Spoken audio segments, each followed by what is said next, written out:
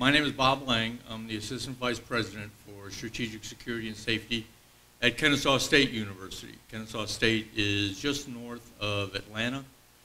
I used to be the Director of Homeland Security and the Director of Research Security at Georgia Tech for many years, and prior to that I was with Lockheed Corporation and did a stint in the FBI in Fort Lauderdale. What we're going to do and talk a little bit about today is what I call an immediate responder option, which many of you fully realize that have been in any type of active shooter or any type of emergency situation, that public safety or the police department as a minimum is about 3 minutes away. So what we're trying to tell everyone and to figure out what to do is what to do in those first 3 minutes, and we are training our people. So that's what we're going to start out with. Now, we've done some trending. This information is from NC4, which is the National Center for CCC, the counterintelligence, blah, blah, blah. They have they used to be a federal agency, and now they are a private industry, and they compile information, which then is sent to a fellow named Ian Hay. Ian is the president of the CERN group, the Southeastern Emergency Response Network. And Ian sends these messages to all of the campus people and the university people that are involved in these things. Now, these trends are what you're looking at. When we started out this in April of 2008, that's when Ian started sending them out. These were some of the categories that we were looking at. This is not just for higher ed. This is for K through 12 also. And you're seeing these trends starting to move out. Then the incidents from 2009 to 2007, although I spread it out quite a bit, I wanted to show that we're now up to about 18 a month. The bombs and bomb threats are increasing, the shootings, and I had to start breaking out the information from an actual shooting on a campus versus just someone with a gun being seen on the campus. And then evacuations, hostages, stabbings were up a little bit, and then white powder. White powder we'll talk a little bit about as we move forward. Okay, then from February 2011 to 2012, an 11-month period, we're now up to 29 a month. You see in there the white powder is now up to 40. White powder, this was the fellow that was in Texas that was sending all of those letters to the DC schools. And so that kind of jumped up that category quite a bit. But you still see the trending in the bombs and bomb threats and shootings and what have you. And then in the last data section that I have is, again, we're trending up. We're still around 28 per month. But what you have to realize here is when I talk about 28 per month, these reports only come in Monday through Friday. So it's based on 20 days, not 30 days. So it also jumps up those numbers quite a bit.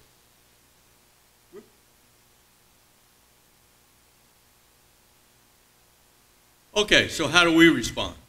We created what we call a crisis coordinator program.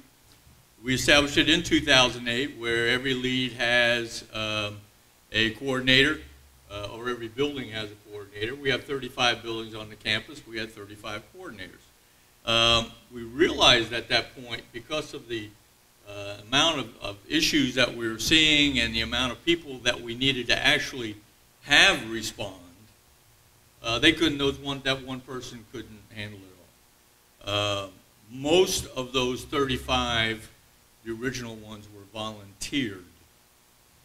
And then as time went on, you start to see the program take hold, and we got rid of the volunteered versus now we have all volunteers who want to be a part of the program. So in essence, we have moved away from the obligatory, you will be my representative, into I'm asking to be a participant. We're now up to well over 260. We just added 15 last week before I came. We issue them all orange vest whistles, and these whistles are the kind that you could even hear underwater. They're the real shrill, big ones.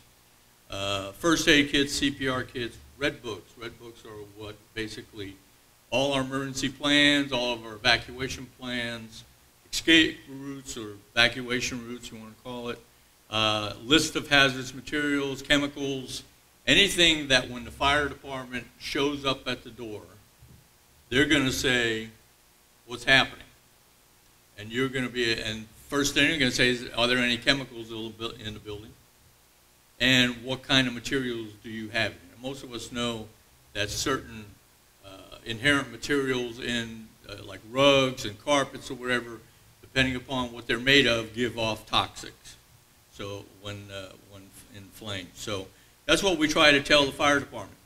There was a couple of studies done some years back that showed that if the fire department, when they got there, didn't know, if you were to say, my place is full of chemicals, but I don't know what's in it, the fire department is going to let it burn. That's just part of it. They're not going to sacrifice somebody from going in there if you don't know what's in there yourself. So that's what's decided to do it. We also issue a radio.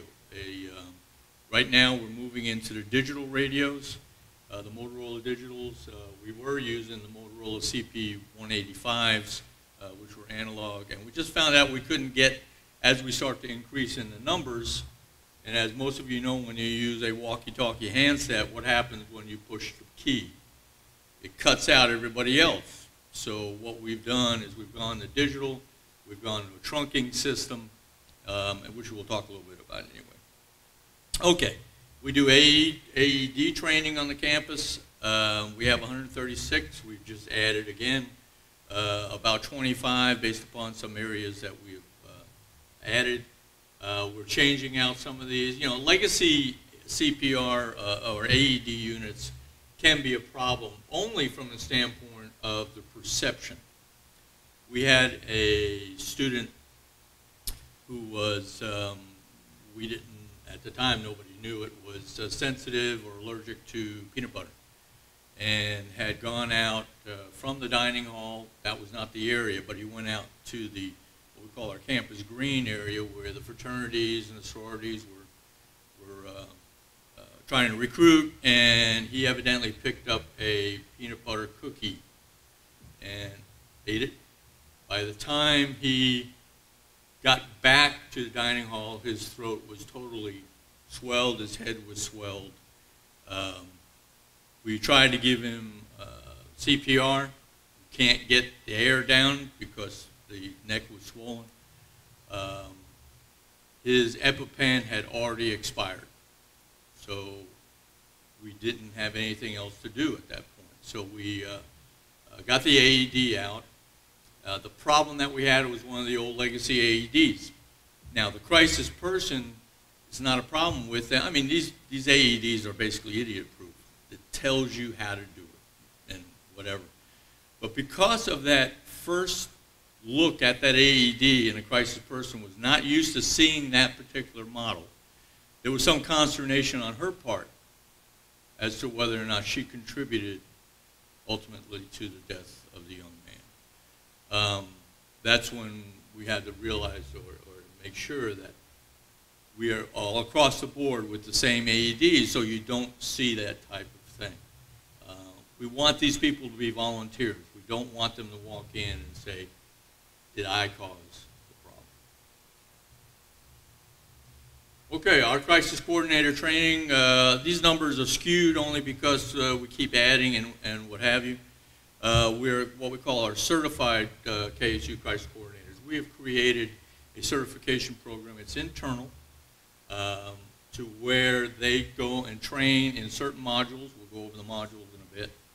And then they get crisis coordinators certified. The next level is what we call coined, which is a challenge coin. Then the pin level, and we have an eagle level, which no one has obtained, which we have just created. We also do incident command training in the classroom instead of doing online now. A lot of times when people want to, if we say you have to do ICS 100 and you go online, a lot of times they say, oh, you know, I just don't have it. What we now do is we actually we train the ICS 100 online, and we go through it, and then they take the test at the end. Everybody gets their certificate, and we move on. Okay. We do 4 in-house modules. Crisis coordinator responsibilities, which is basically what do you do? How do you do it? What's your responsibility and what's the intent? The second thing is how to operate and interface with our police department. We have our own public safety department on the campus. So how do they interface with public safety once public safety shows up? What's the intent? What can they do? What don't we want them to do? So that's the third one. Then we do a terrorism and awareness indicators. We teach it internally, or I'll have either the FBI or the Joint Terrorism Task Force representative come on out. We do the intermittent training during the year. Most of my staff will do it. But then on a yearly basis, we'll get the Bureau or somebody to come out, and they do their major thing and let everybody know what's going on. And then you do your 100. And also we do CPR, AED, fire extinguisher, MSDS sheets, which are the, refresh my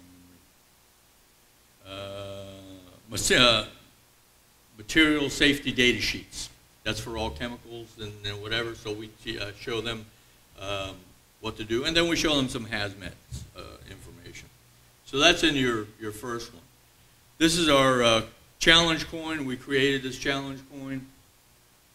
You do your 4 modules, then you do ICS 100, plus you get to choose 3 other ICS NIMS courses with selected disciplines, and then you can get your challenge coin. We look at what we've been trying to do is not stay within just one program. There's a lot of people who have different interests, and what we're trying to do is see if, to elicit those interests, to get those more, to get them working on something. Animal handling, we do schools and natural disasters. Any one of these, any 3 of these you can pick. Workplace violence and active shooter training. What we do in this particular one, we show we do the workplace violence 906, 907. And then we have 4 videos that we have internally that we show these people. Shots Fired is a good video. I forget, it's put on by the Center for Protection something. We bought that one. We also use the Shots Fired on Campus. The first one, Shots Fired when Lightning Strikes, is a workplace violence, cubicle type environment. The bad guy in that one is really a good bad guy. This gets the point across.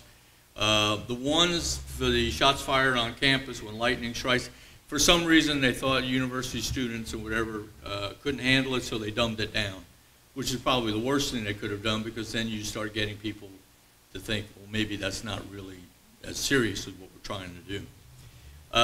Plan, Prepare, and React. The Georgia border regions and a couple of schools within our university system created one. And then there's the Are You Ready? The City of Houston, Texas. And I think most people, that one's been going around for quite a while. So you take all those things, and then you get your challenge point for that particular area. Citizen support. A lot of people want to do CERT programs. A lot of people want to get involved in outside activities and what have you. Exercises and drills.